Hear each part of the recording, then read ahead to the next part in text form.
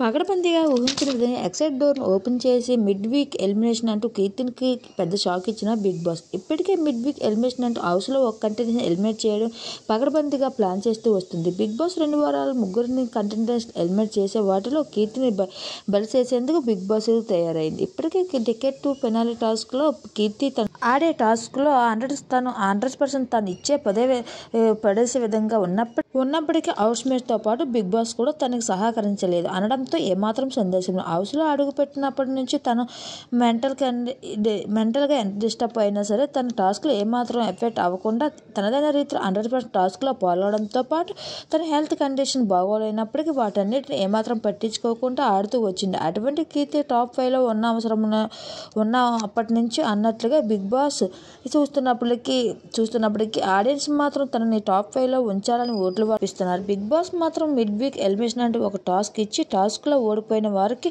Exit gate open చేసి house నుంచి బయటికి వెళ్ళిపోవాలని చెప్పడంతో సీక్రెట్ రూమ్ అటువైపు ఉంది, లాస్ట్లో ఉంది అని చెప్పిన అందరికీ ఊహించని పెద్ద ట్విస్ట్ అయితే దొరికిందని చెప్పవచ్చు.